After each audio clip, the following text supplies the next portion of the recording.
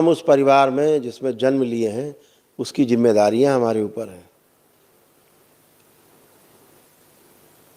तो हम अपनी मुक्ति का उपाय, मुक्ति का मार्ग ढूंढ करके उस पर चलने के साथ साथ अपने परिवार की चिंता भी करते हैं, अपने परिवार के लिए भी करते हैं, करना चाहिए, क्योंकि परिवार से बढ़ के इस संसार में कुछ भी नहीं है। हमेशा ध्यान रखो, अपने परिवार से बढ़ के इस संसार में कुछ भी नहीं है। सबसे छोटी इकाई है सृष्टि में, लेकिन सबसे मजबूत इकाई है। आपको जरा सी ठोकर लगेगी, आपका परिवार खड़ा होगा पूरा। भले पड़ोसी ना आए, मोहल्ले वाले ना आए, लेकिन आपका परिवार ही सबसे पहले खड़ा होगा। आपके सुख में, आपके दुख में, आपके हर प्रकार की गतिविधियों में परिवार का ही आपका साथ मिलता है। परिवार को आपका साथ ना मिले, आपको साथ ना मिले परिवार का, तो अपने आप को बहुत छोटा महसूस करते हो।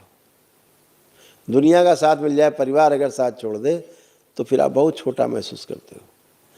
और दुनिया का साथ मिले न मिले, परिवार का केवल साथ मिल जाए तो दुनिया कदमों में होती है आपके।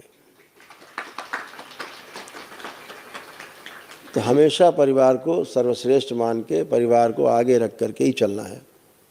जैसे आपकी इच्छा विचार आशाएं हैं, निश्चित रूप से ऐसे ही परिवार के अन्य सदस्यों की हैं।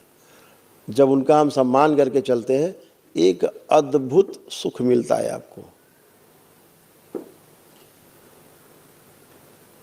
एक ऐसा सुख आपको मिलता है कि दिन भर आप उसी सुख में डूबते उतराते रहते हैं। कभी आप देखो, कोई आपका भाई हो, बंधु हो, अस्पताल में भर्ती हो, इलाज के लिए पैसे ना हो, पैसे आपके पास भी ना हो खास, फिर भी आप दाएं बाएं से जुगाड़ करके किसी तरह से अपना खर्चा काट के, और जब उसको आप देते हो जाके अस्पताल में कि भाई इसे चिकित्सा करना, कोई कमी पड़े बताना, आंसू टपक पड़ते उस आदमी की। अपेक्षा नहीं करता था वो, आपने मदद की। और जब आप निकलते हैं बाहर तो आप भी हल्के होते हैं, आपको बहुत आनंद हो रहा होता, हवा में आप उड़ रहे होते हैं कि हमने मदद की, सही जगह मदद की। तो ये भाव परिवार में होता है। अब कभी देखो भाई भाई में झगड़ा हो आपस में, लेकिन तीसरा आदमी किसी एक भाई से लड़ने आ जाए, दूसरा अपने आप निकल आएगा लड़ने के लिए, साथ में खड़ा हो जाएगा। उस समय कितना अच्छा, सब झगड़ा खत्म हो जाए, सब कुछ हो जाए, फिर वो भाव जो पैदा होते हैं दोनों भाइयों में, वो अद्भुत हैं, क्योंकि उसको तो आना ही है।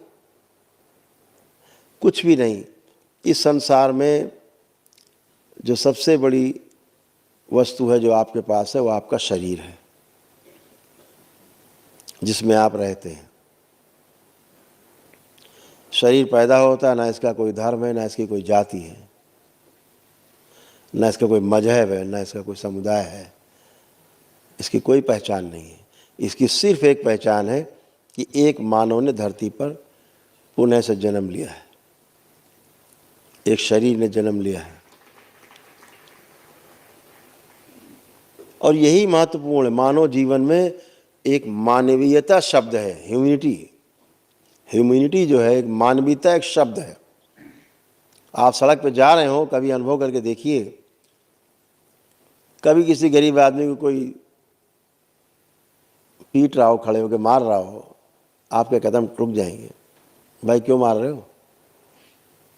चलते फिर तो लोग रुक जाते, भाई क्यों मार रहे हो? कोई रिक्शा वाला, खोमचे वाला, गली कुछ काम करने वाले, कोई कार सुधर के मारने लगे, आप तुरंत खड़े जाते हैं, आपको भाई क्यों मार रहे हो?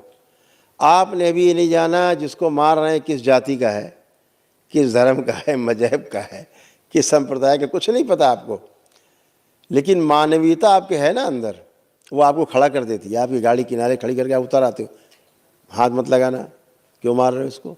लोग आ जाते हैं 10 20 100, सब खड़े हो जाएंगे, मारने वालों के विरोध में लोग खड़े हो जाएंगे। जाना ही नहीं कौन किस जाति का है। कभी आपने पूछा, अच्छा भैया कौन जात के बताओ तो तुमको बचाएं? ऐसा तो कुछ भी नहीं हो,